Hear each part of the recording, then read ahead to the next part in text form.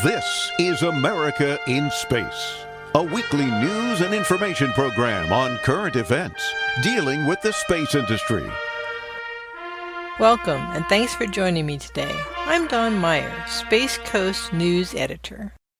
The European Space Agency's AOLUS satellite, which performed observations of wind profiles from space, is nearing the end of its fuel, and now gravity is dragging the 3,000-pound craft back to Earth at an increasing speed. Here's a little more about the AOLUS mission from One India. Launched in 2018, AOLUS has already outlived its planned 3-year life in space by more than 18 months. During its mission, its trailblazing wind mapping laser, which at one stage was thought as an impossible feat of engineering, has significantly improved weather forecasts worldwide. AOLUS has been hailed as one of the most successful missions ever built and flown by the ESA. As an Earth Explorer research mission, it was designed to demonstrate new space technology, but it became one of the highest impact observation weather satellites.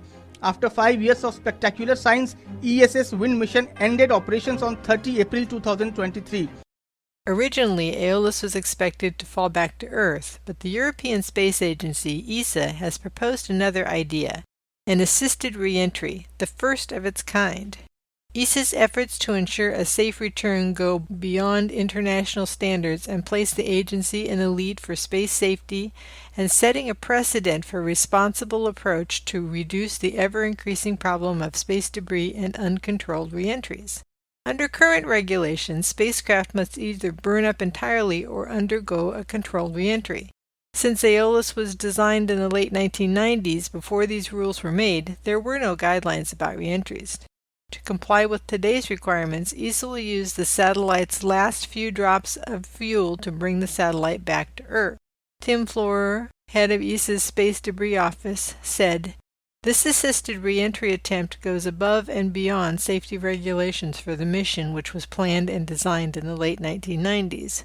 Once ESA and industrial partners found that it might be possible to further reduce the already minimal risk to life and infrastructure even further, the wheels were set in motion. Should all go to plan, AOLUS would be the first in line with current safety regulations for mission being designed today." Here's more on the planned re-entry of AOLUS.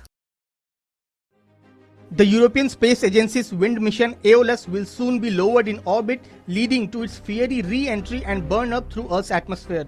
ESA's efforts to ensure a safe return will go well beyond international standards and place the European Space Agency in the lead for space safety.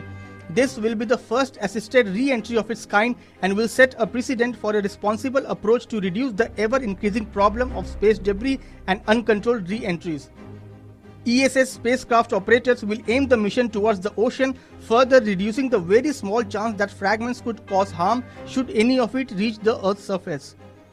Making use of this phase, scientists have put its instrument into a special mode to perform end-of-life activities that will help to prepare the AOLUS 2 follow-on mission, which, like a phoenix, will emerge from the ashes of its path-finding predecessor.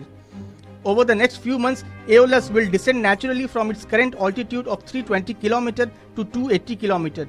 At this point, spacecraft operators at ESA's Mission Control Center in Germany will gradually lower it to 150 km above Earth's surface. The satellite will burn up as it descends to around 80 km. As populated regions make up a relatively small percentage of Earth's surface, the chance of a re-entry causing any harm is exceptionally low.